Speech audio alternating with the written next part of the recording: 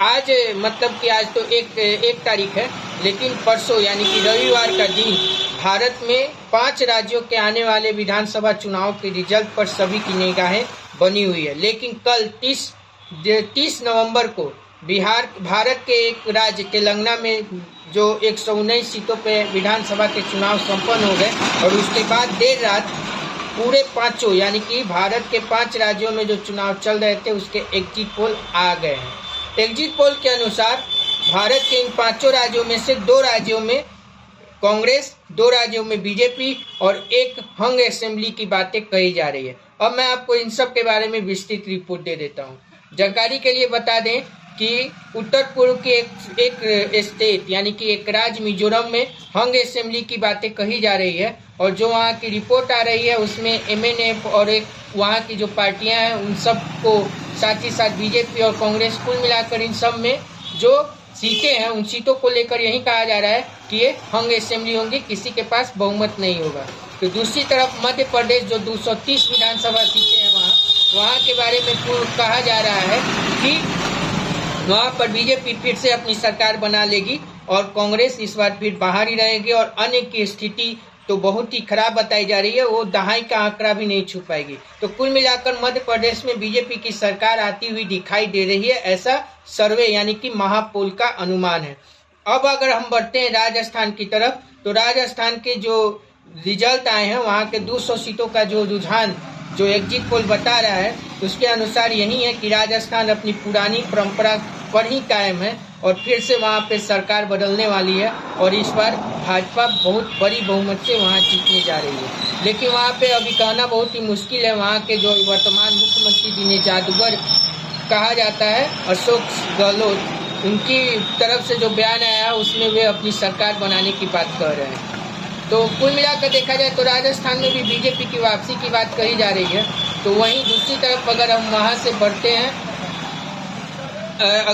से बढ़ते हैं तेलंगाना की तरफ, तो तेलंगाना की जो स्थिति है वहाँ पे यही बोला जा रहा है कि वहाँ पे इस बार BRS यानी कि भारत राष्ट्र समिति जो अभी नया बना है उसके मुखिया यानी कि वहाँ के जो NTR हैं, मतलब जो वहाँ के जो अभी मुख्यमंत्री हैं, उनकी कुर्सी जाती हुई दिखाई दे रही है और वहाँ पे कांग्रेस की वापसी होती दिखाई दे रही है। यानी कि KCR वहाँ से चुनाव हार रहे हैं और वहाँ पे कांग्रेस की सरकार बनती दिखाई दे रही है।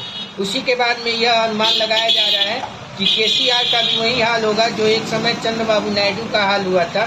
जिस तरह आंध्र प्रदेश के मुख्यमंत्री चंद्रबाबू नायडू 2019 में बहुत ही एक्टिव थे प्रधानमंत्री के दावेदार के तौर पे, लेकिन उनकी स्थिति ऐसी हो गई कि वो ना तो मुख्यमंत्री रहे और न ही प्रधानमंत्री बन पाए। तो वहीं दूसरी तरफ माफ कीजिएगा, और वहीं दूसरी तरफ तेलंगाना का भी वही स्थिति होता हुआ दिखाई दे रहा है। और वहाँ पे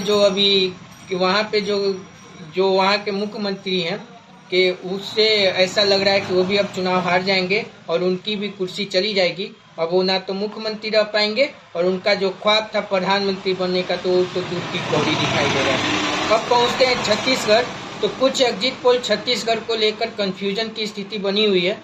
कुछ एग्जिट पोल तो यह बता रही है कि कांग्रेस फिर अपनी सत्ता बरकरार रखेगी, लेकिन कुछ एग्जिट पोल वहाँ पे भी अनुमान में ये बता रहे हैं कि वहाँ पे चौंकाने वाले रिजल्ट आएंगे। और ये चौंकाने वाले रिजल्ट क्या होंगे?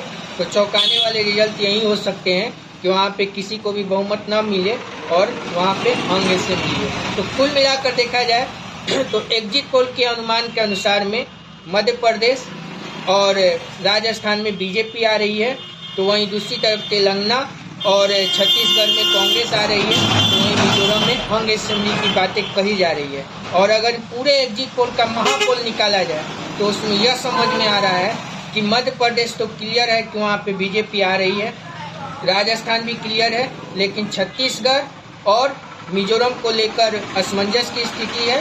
तो वहीं तेलंगाना में BRS यानी कि वहाँ पे जो KCR है उनकी सरकार जाती हुई दिखाई दे रही है। और यह ऐसा अनुमान लग रहा है कि तेलंगाना में 60-40 का रेशियो है। वाकई में वहाँ पे KCR की विदाई होगी और कांग्रेस वहाँ पे फिर से सरकार बनाने की तैयारी में है। तेलंगाना का रिजल्ट दिलचस्प होगा। अगर वहाँ पे KCR वापस जाते हैं और उनकी कुर्सी जाती है और वहाँ पे कांग्रेस आती है तो यह बीजेपी के लिए भी झटका होगा और केसीआर के लिए तो झटका होगा ही, बीजेपी के लिए इसलिए झटका होगा कि दक्षिण में कांग्रेस फिर से उभरना शुरू हो जाएगी। देखना यह है कि एग्जिट पोल के आंकड़ों के अनुसार जो स्थिति पूरे 5 राज्यों में बन रही है, उसके बाद में मोदी और राहुल गांधी दोनों की राजनीति में क्या फर्क पड़ता है, ये तो आने वाला समय बताएगा।